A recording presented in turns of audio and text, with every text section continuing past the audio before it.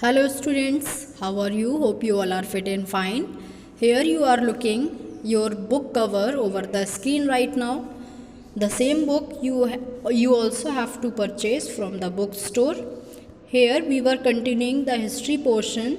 In the previous video, we were studying about the medieval period or the medieval world. Okay students, I think 2-3 portions we have finished in the previous video. We have to study about the many names of India today. Okay, so this is our new topic. Okay, the many names of India, let us study about it. Our country is commonly referred to as Bharat, India और हिंदुस्तान, यानी कि हम हमारे देश को कई नामों से जानते हैं, भारत, इंडिया या फिर Hindustan. It is however interesting to note that India was known by different names at different points in history. यानी कि हिस्ट्री में जहाँ जहाँ पर चेंजेस आए या हिस्ट्री में भी कई बार इंडिया के अलग अलग नेम आए. भारतवर्ष भी इसको कहा गया and Jambudvipa are two of the earliest names by which our country was known in ancient times. यानी कि बहुत पुरानी बात है जब हमारे देश को भारतवर्ष और जम्बूद्वीप के नाम से भी जाना गया. अभी तो हम और भी नामों से जानते हैं, इंडिया, भारत, हिंदुस्तान, और ये जो नेम आप स्क्रीन पे भी देख रहे हैं ये हिस्ट्री में भी यूज़ किए गए हमारे इंडिया के लिए. India was also known as the land of the people who lived along the river Sindhu.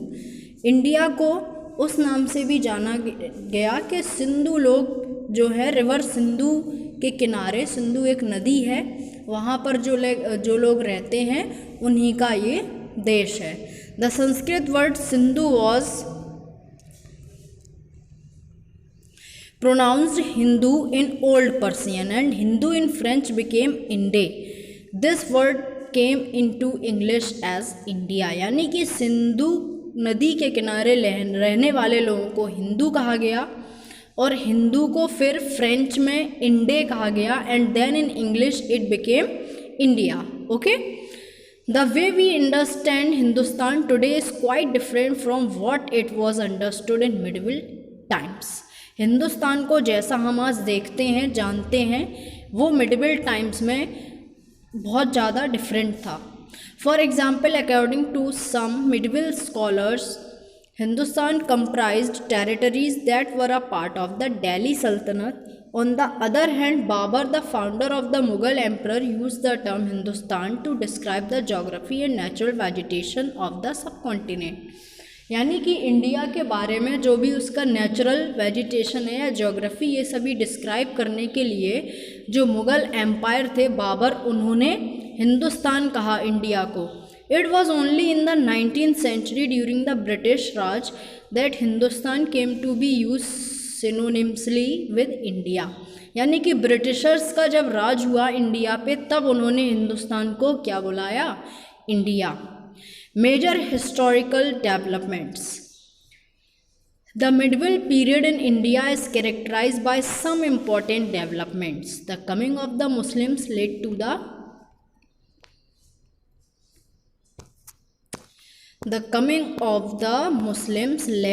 the constructed still stand. Means India में जब मुस्लिम्स आए तो हमारा जो कल्चर था वो मिक्स्ड हो चुका था. यानी कि पहले सारे हिंदू रहा करते थे, लेकिन जब मुस्लिम्स आए तो मिक्स्ड कल्चर हो चुका था. There was interaction between north and south India. फिर नॉर्थ इंडिया और साउथ इंडिया में क्या हुआ? Interaction means collaboration. And between the Hindus and the Muslims, the cultural exchanges led to the growth of the culture that was above regional and caste differences. और जब दो तरह के लोग, दो डिफरेंट कास्ट से, दो डिफरेंट रिलीजन से बिलोंग करने वाले लोगों के बीच में जब इंटरेक्शन हुआ तो उनके बीच बॉन्डिंग अच्छी हुई और सारा जो भी डिफरेंस था कास्ट को लेकर, रिलीजन को लेकर, वो सभी ख़त्म हो चुका था और एक ही कल्चर था फिर Indian culture. Okay, the Muslim dynasties, particularly the Mughals, provided many centuries of political stability to the country. This led to an increase in trade and the rapid growth of towns and cities. और दो religions के एक साथ आ जाने से बहुत ज़्यादा उनका जो बिजनेस था, ट्रेड था, वो एक्सपेंड हुआ अचानक से और बहुत तेज़ी से, जिसमें बहुत सारे टाउन्स और सिटीज़ में भी डेवलपमेंट हुआ। Trade led to a greater interaction between people from different parts of the world. संसार में अलग अलग जगहों के लोगों को फिर ट्रेड ने अट्रैक्ट किया। India borrowed many things from the cultures of other countries, और हमने भी बहुत सारी संस्कृतियों को अपनाया दूसरे देशों की। During the medieval period Islam spread in India, और मिडिवल पीरियड में इस्लाम जो था, इस्लाम धर्म था, वो हमारे इंडिया में स्प्रेड हो चुका था, फैल चुका था। The bhakti and Sufi movements spread the message of devotion to God and kindness towards all human beings. यानी कि इस्लाम धर्म जो था उसका केवल यही मोटिव था कि हम भक्ति करें और भक्ति का ही मैसेज, भगवान के प्रति भक्ति, यही मैसेज हम सभी को दें और सभी लोग क्या करें, एक दूसरे पर दया करें, काइंड रहें। You will read more about these two movements in lesson 9, यानी कि चैप्टर 9 में आगे आप पढ़ेंगे कि सूफी मूवमेंट, भक्ति मूवमेंट क्या था, ठीक है ना। अभी हम पढ़ते हैं हिस्ट्री के सोर्सेस क्या होते हैं। मिडिवल पीरियड में जो 2 सोर्सेस हैं वो है आर्कियोलॉजिकल एंड लिटरेरी।